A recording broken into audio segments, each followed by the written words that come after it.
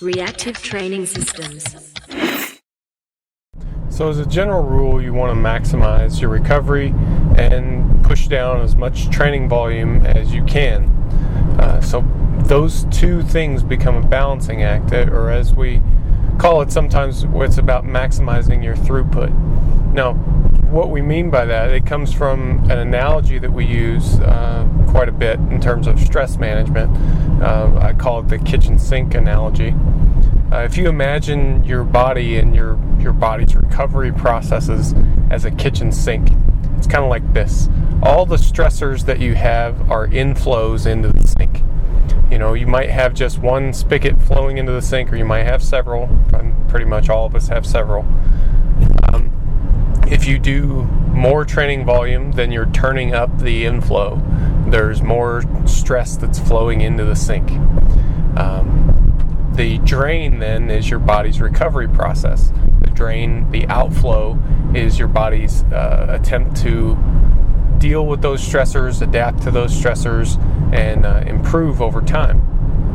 So if you have more stress flowing into the sink than you do flowing out, we call that a high stress situation.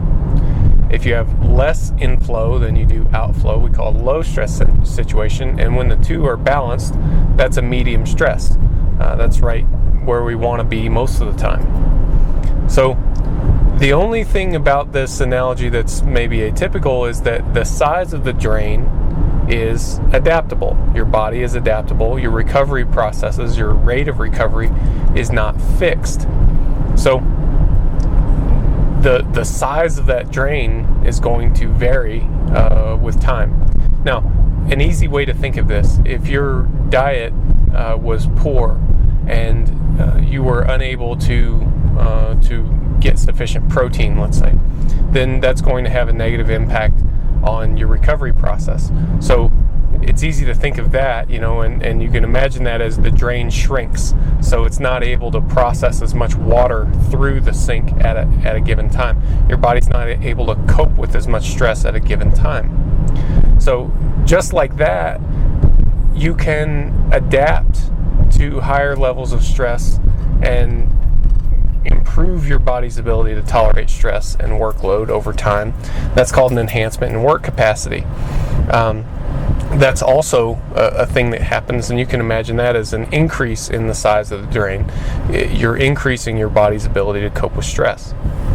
So with that sort of framework in mind, what we try to do most of the time with most training blocks is to maximize that throughput.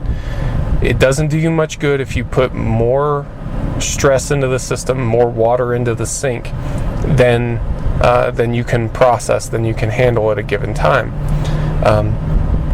When you get to the point where the sink is overflowing, then bad things happen. And what bad things means, it depends on the context that we're talking about, but you're overwhelming your body's ability to deal with the stress that it's under. So of course that's not a good thing. That's why most of the time we typically just try to match our training and recovery levels. You train at a level that allows you to recover, not more than that, not less than that, and that gets you a really hearty training stimulus. That's not an easy thing, that's not an easy day or anything like that. You're training right up to your ability to recover. Now, at sometimes you want to push beyond that, and other times you want to throttle back from that, but that's your bread and butter, is right there. Right there is a medium stress. You're matching the stress input and the stress output. And kind of using this concept, monitoring the levels of stress in the system, monitoring the level of water in the sink, that allows you to infer what is going on with both the stress inputs and outputs. So you know that if the stress level is rising, the water level is rising, you're getting more and more fatigued, then you're going beyond your ability to recover. You're in a high stress situation. That may be fine, that may be something that you want to adjust to. So monitoring becomes key with a situation like this, with using a system like this.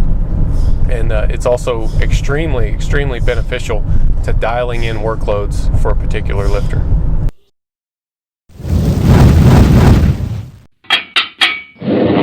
Reactive training systems.